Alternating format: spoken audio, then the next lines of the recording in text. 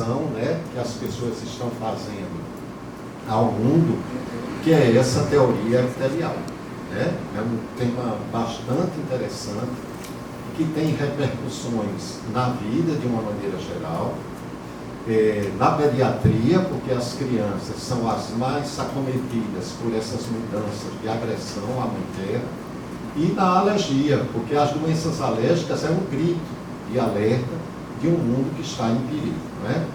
Então eu vou começar. Muito obrigado a todos vocês.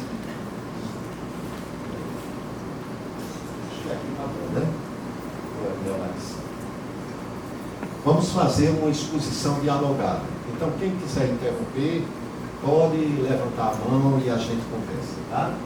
A primeira coisa que nós temos é que havia uma impressão de que a descoberta do genoma iria resolver o problema das doenças, né? Infelizmente, no campo da alergia e imunologia, isso só ajudou para os erros inatos da imunidade. A genética teve uma grande evolução e hoje a genética clínica ela está cada vez mais importante e nós iremos presenciar os geneticistas, eles tendo ambulatório e atuando cada vez mais ao lado dos imunologistas, dos pediatras e dos clínicos. Mas, infelizmente, para as doenças alérgicas, a genética ela não ajudou bem, né? Então, ficou constatado cada vez mais a presença e a importância do ambiente na determinação da doença alérgica, ok? Então, como existia o termo genoma, para essa influência do ambiente na doença alérgica, foi criado o termo esposoma.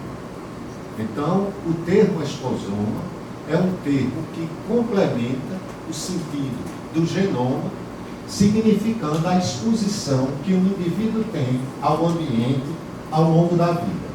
Essa exposição ela vai depender da época, da dose, do tempo, da dose cumulativa e da carga qualitativa. Uma coisa é você ter uma exposição a um ônibus que passa exalando óleo diesel.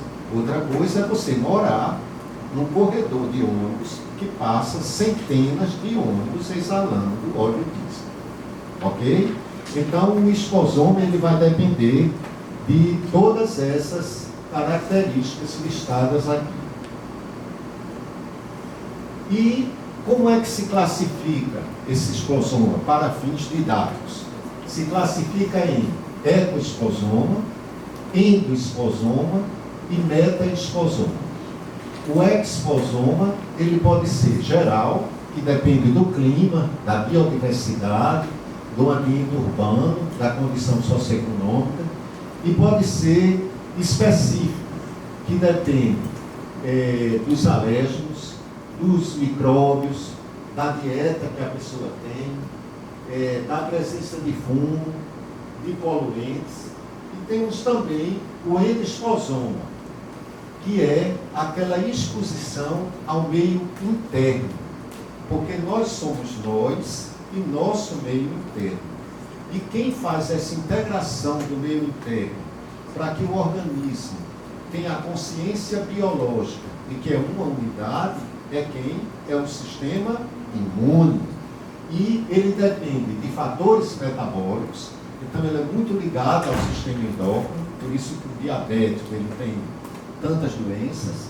Ele depende de fatores neurológicos, ele depende de fatores emocionais, depende de fatores inflamatórios e depende do estresse oxidativo.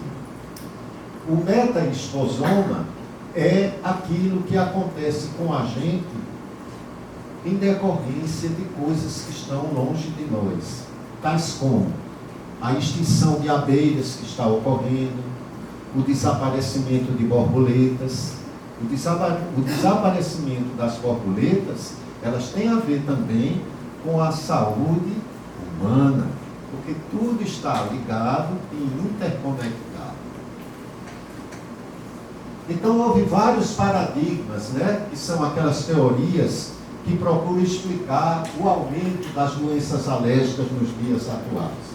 O primeiro paradigma foi a hipótese da higiene, que é da década de 1980 do século passado, que dizia que as doenças alérgicas apareciam por conta do excesso de higiene.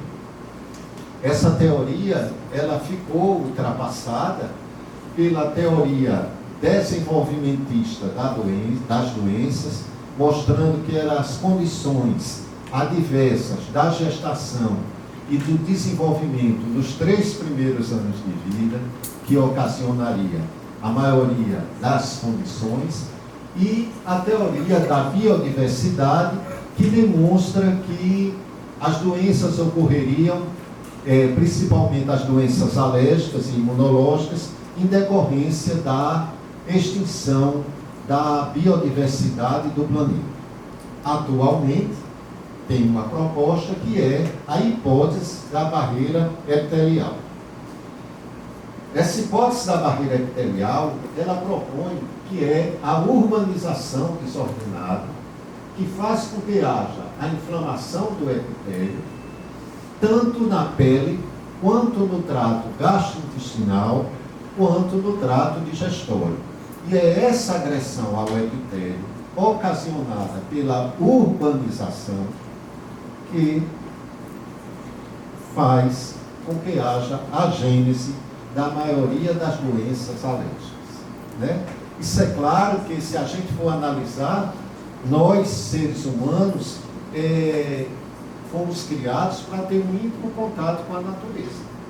E a gente chama de urbanização e desenvolvimento se afastar da natureza, né? Então, vem logo aí a primeira reflexão, é que, por essa hipótese, uma prescrição que nós devemos colocar é contato com a natureza, né? Então, a criança, ela tem de ir para o parque, a criança tem de ir para próximo das águas, a criança, ela tem de conviver com os animais. Por quê? Se a gente afasta desse contato íntimo que nós fomos desenvolvidos ontogeneticamente, quando ele tiver contato, ele vai estranhar e vai começar a não aceitar aquele contato que anteriormente era natural e responder de forma exagerada. Ok? E isso tudo advém, né, que eu tenho de ver mais perto, por conta da minha visão, que ocorre esse dano da barreira epitelial, fazendo com que as junções celulares sejam rompidas, havendo também com que haja uma colonização com patógenos indesejados, e esses micróbios, eles começam a diminuir em termos de biodiversidade, causando uma inflamação subepitelial, com a participação de células da imunidade inata, que hoje se reconhece essa célula, que é muito importante, é a célula da imunidade inata do tipo 2, que é um tipo de linfócito. Também existem as células TH2, que é outro tipo de linfócitos, que vão atuar no linfócito B, fazendo com que esse receptor do linfócito B faça a produção de uma imunoglobulina, que é a imunoglobulina E, que vai fazer toda a gênese do processo alérgico, né? E isso tudo, a gente também deve estar bem ciente que isso tudo advém da descoberta de novas moléculas e da síntese de produtos que podem atuar nessas moléculas. Porque nós sabemos que nós vivemos num capitalismo imperialista, que hoje também domina a ciência, e a gente tem que ter essa reflexão. Então, foi a descoberta da linfopoetina do estromatin, que é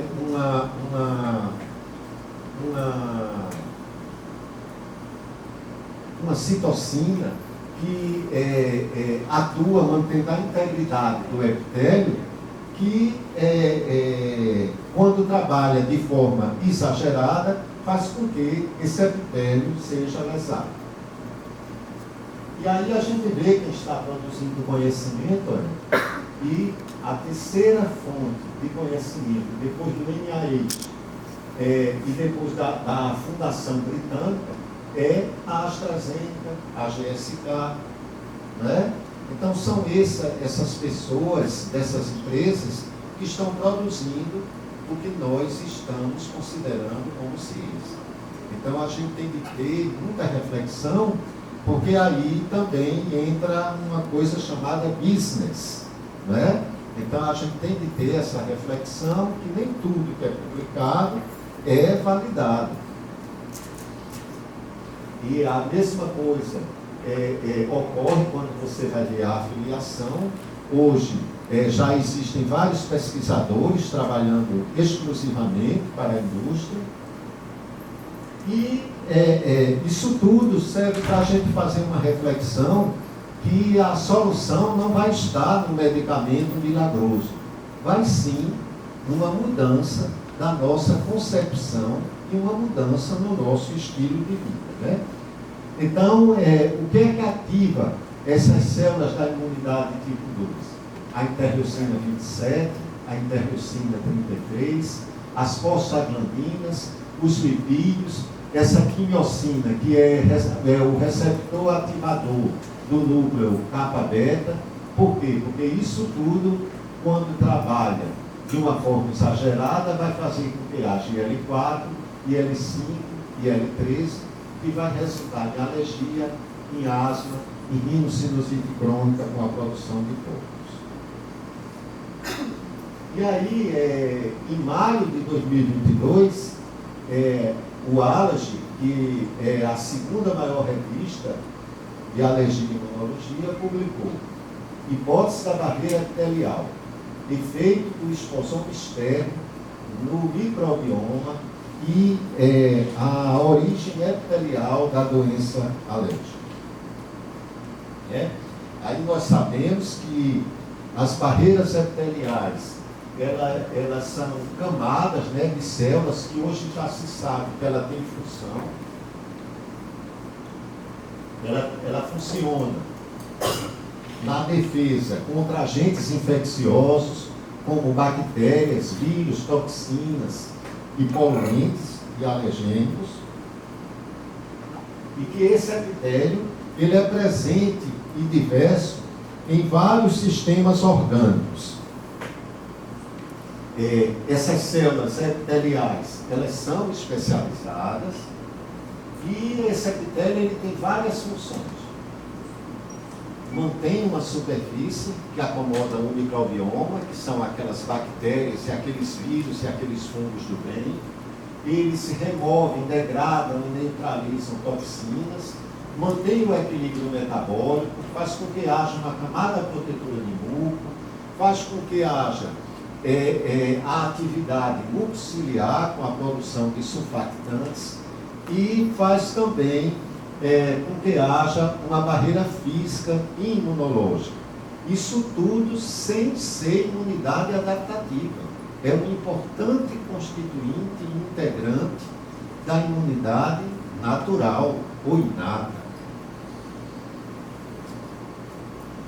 Tem elementos epiteliais essenciais, tem enzimas, peptídeos, tem os PAMPs, que são aqueles receptores de reconhecimento padrão, que recorrem e reconhecem quando chega um patógeno na tentativa de proteger o hospedeiro. E temos as junções epiteliais, né, que são aqueles cimentos que unem as células entre si, fazendo com que haja uma verdadeira barreira e os vírus e as bactérias não penetrem. Assim, quando ocorre uma injúria epitelial, como uma coçadura frente a um poluente ou algo que irrita a nossa pele, quando a gente coça, libera proteases, que vai levar a essa injúria, aumenta a permeabilidade permeabilidade, aumentando a permeabilidade tanto os alérgicos quanto os vírus, eles entram, especialmente se as bactérias do microbioma, elas não estão sendo bactérias adequadas.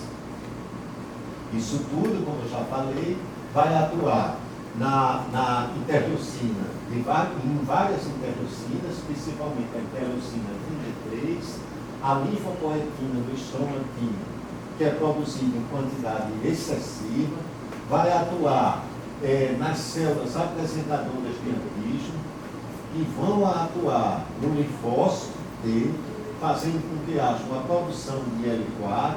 Esse L4 vai atuar no linfócito B, fazendo com que haja a produção de IgE e está instalado todo o arsenal para que ocorra a doença alérgica. Depois que ocorrem essas alterações, nós temos as duas células fundamentais da alergia, que são o mastócito, que é a célula de agressão imediata, e os eosinófilos, que são as células que vão perpetuar a inflamação do tipo 2, ok? Através da proteína catiônica eosinofílica e através da proteína de complexidade maior. Alguma dúvida até aqui?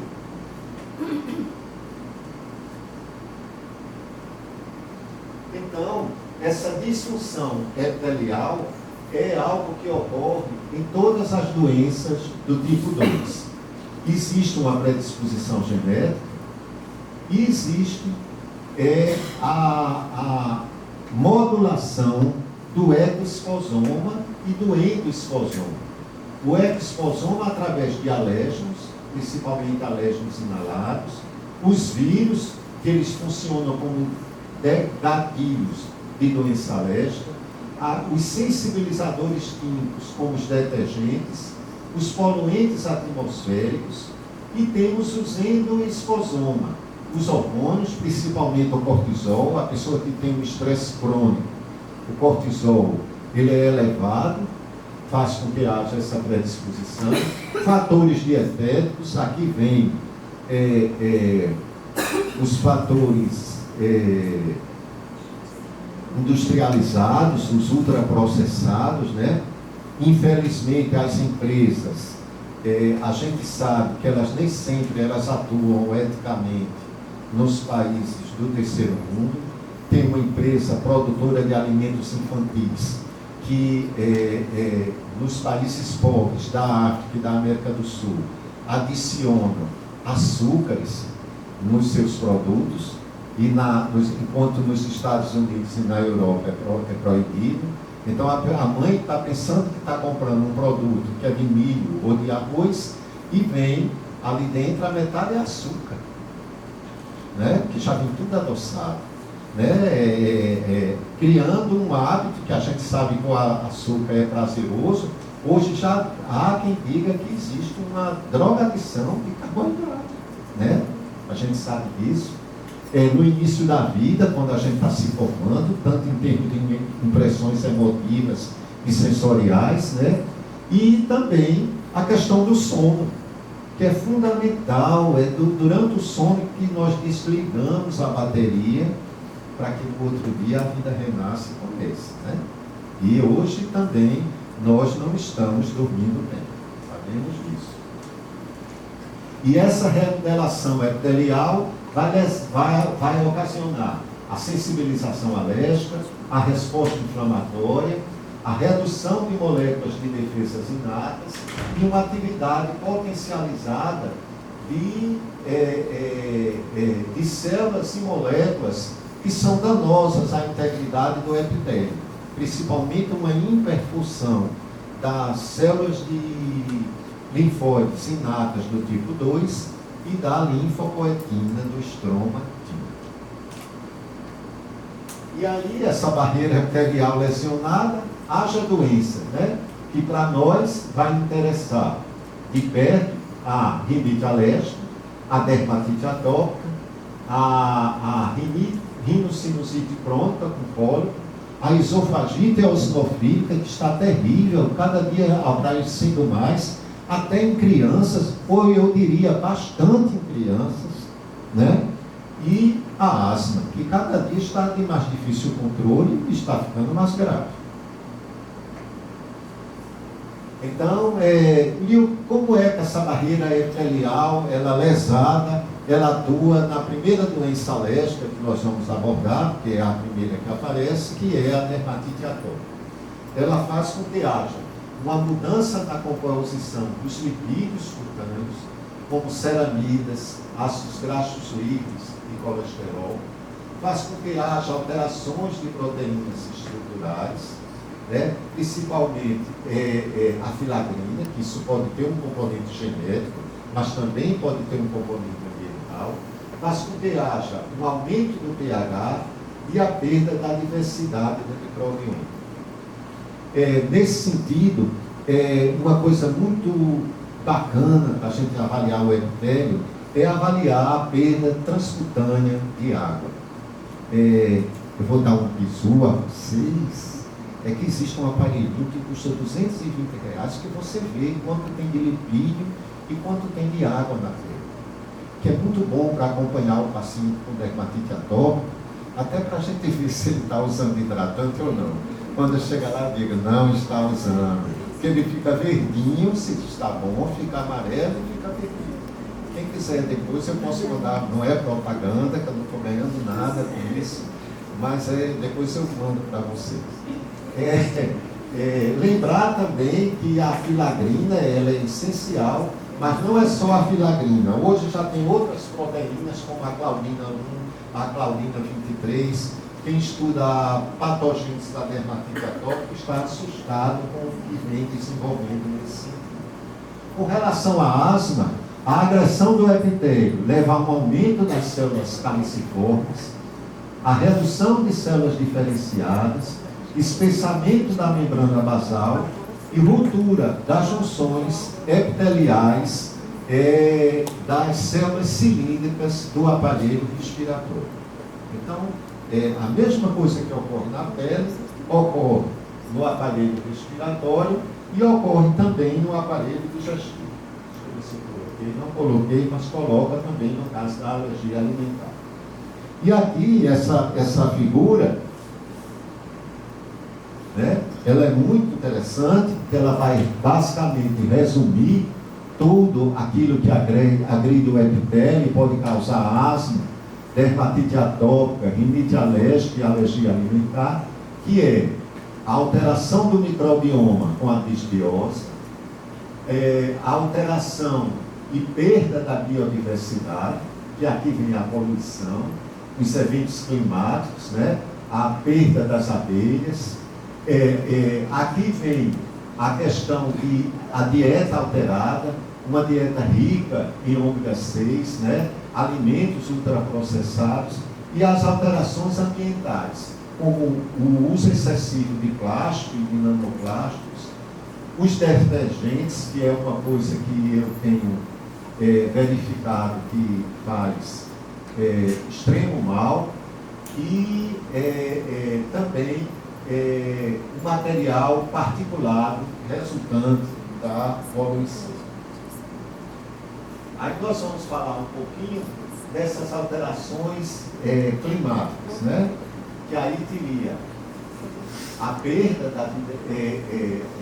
a queima de florestas, as ondas de calor, a poluição do ar, principalmente de dióxido de enxofre, né?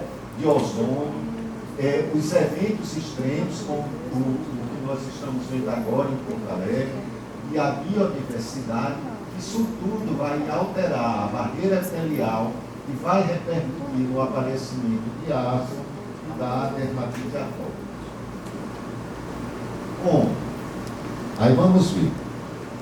O dióxido de nitrogênio, ele lesiona a barreira epitelial das vias aéreas, faz com que haja funções alteradas da membrana celular e, quanto maior a dose, maior o risco de asma, devido à penetração profunda dessa substância nos pulmões. Por isso que quando tem tempestade, que eles não podem escoar para a atmosfera, Quem trabalha em pronto-socorro vê a quantidade de crises de asma que ocorre. É a poluição, que ela fica baixa, a pessoa respira e mais profundamente atinge os pulmões, né? O ozônio, ele tem alta penetração nas vias aéreas, produz interleucina alfa, interleucina 33, aumenta o vazamento de proteínas, induz a deposição de colágeno nas células epiteliais e pode causar fibrose brônquica. As alterações do microbioma e a disbiose.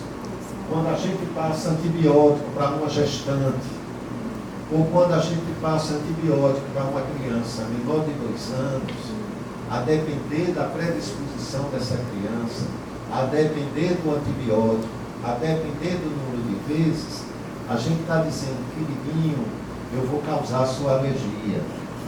Principalmente quando a gente passa sem resfriado, né? A gente passa a medicaçãozinha porque a mãe quer, ela faz pressão. Então a gente tem de estar com consciência que a gente tem que dizer, olha, eu não vou passar não, porque isso pode trazer prejuízo futuro a teu filho, né? Aguenta um pouquinho essa febre, que hoje, pelo amor de Deus, ninguém quer adoecer.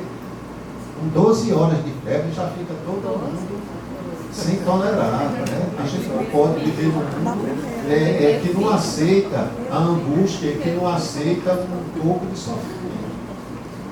Deus, vamos esperar, está bem, está, então vai aguentar, vai esperar. Se o estado geral está bom, vai esperar. Agora, se a criança está extremamente com o estado geral acometido, saturando baixo, a gente vai atuar precocemente. Mas, muitas vezes, o excesso de medicina é extremamente danoso ao paciente. Isso aí é uma coisa que eu estou tentando proteger meus pacientes, é do excesso de medicina. Médico, ele é muito perigoso. E ele pode matar e não é preso. Certo? Pode matar e não é preso. Eu tenho um caso que eu vou aqui fazer um parênteses. Ocorreu quinta-feira comigo. Quinta-feira. A criança está assolando uma virose em Pernambuco, que as crianças apresentam quadro de diarreia. Um menino de 8 anos, ele desidratou. Em 2 horas, deixaram o soro aberto e injetaram 2 litros de soro fisiológico na criança. Ele hidratou e foi para casa. Quando chegou, essa criança chegou com uma dispneia gravíssima. Certo? Ele fez o quê?